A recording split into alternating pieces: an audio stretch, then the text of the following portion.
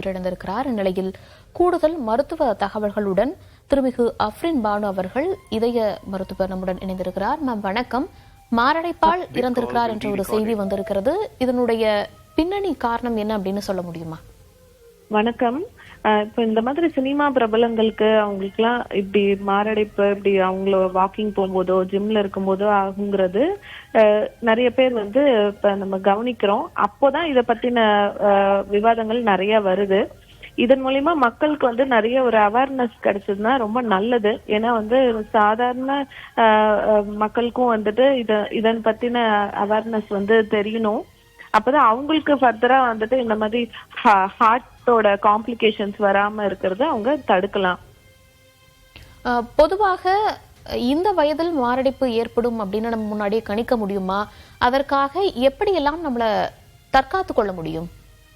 நீங்க கேட்டது ரொம்ப கரெக்டான கேள்வி. நிறைய பேத்துக்கு ரொம்ப உபயோகமானது.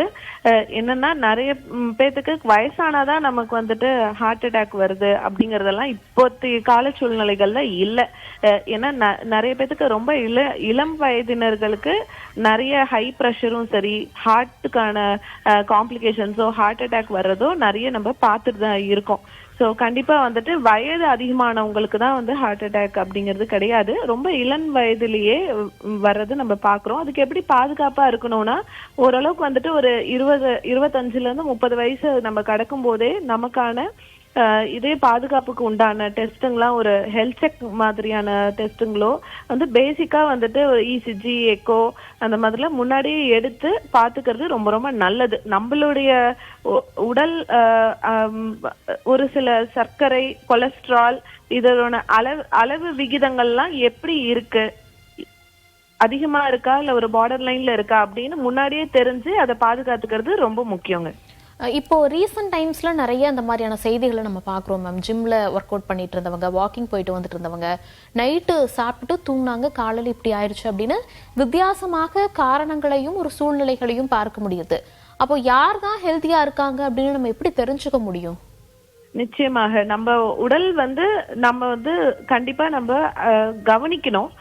என்னன்னா நம்ம உடல்ல எதுவுமே திடீர்னு ஒரு பிரச்சனை வர்றதுக்கு முன்னாடி சின்ன சின்ன அறிகுறிகள் கண்டிப்பா நமக்கு கொடுக்கும். அந்த சின்ன சின்ன அறிகுறிகள் கொடுக்கும் போதே நம்ம அதை கவனத்துல எடுத்துக்கிட்டு அது ஏன் நமக்கு அந்த அறிகுறி வருது அப்படிங்கறது நம்ம ஒரு டாக்டரை அணுகி அவங்க கிட்ட டிஸ்கஸ் பண்ணும்போது நமக்கு அதுக்கான டெஸ்ட்களை அவங்க சொல்லும் போது நம்ம அதை நிராகரிக்காம நம்ம முன்னாடியே அதை தெரிஞ்சுக்கணும். இப்போ மாத்திரை சாப்பிடறதுக்கு பயம் கிடையாது, ஆனா டெஸ்ட் எடுக்கிறதுக்கு ரொம்ப பயப்படுவாங்க. நிறைய மக்களுக்கு அந்த மாதிரிதான் அவங்களோட மனநிலை இருக்கு. நம்ம ஏதோ ஒரு பிரச்சனைனா, இல்ல டாக்டர் மாத்திரை கொடுங்க, இப்ப சரியாயிட்டோம், மறுபடியும் பிரச்சனை வந்தா பாத்துக்கலாம் அப்படிங்கிற மனநிலைய மாத்திக்கிட்டு நம்ம ஒரு அனாவசியமா ஒரு மாத்திரையை எடுத்துக்கிறத தாண்டி நமக்கு என்ன பிரச்சனை அப்படிங்கறத நம்ம ஒரு அதுக்கான கரெக்டான ஒரு டெஸ்ட் எடுத்து பாத்துக்கிட்டு அதுக்கான மாத்திரையை அவங்க சாப்பிட்டுக்கிட்டு ஃபியூச்சர்ல அந்த பிரச்சனைகள் வராம தடுக்கணுங்க. இப்ப சமீபத்துல இது மாதிரியான செய்திகளை அதிகமா கேட்கறதுனால ஒரு சாதாரண மக்கள் என்ன நினைக்கிறாங்கன்னா, நமக்கு ஒரு தோள்பட்டை வலி இருக்கிறது, இல்லைன்னா உடல்ல ஏதாவது ஒரு இடத்துல வலி இருக்கு அப்படின்னாலே ஒருவேளை இதயம் சார்ந்த பிரச்சனைகள் இருக்குமோன்னு ஒரு பயத்துக்கும் தள்ளப்படுறாங்க. எந்த மாதிரியான அறிகுறிகள் இருந்துச்சு அப்படின்னா இதயம் சார்ந்த பிரச்சனைகள் இருப்பதற்கான வாய்ப்புகள் இருக்கு அப்படின்னு தெரிஞ்சுக்க முடியும்?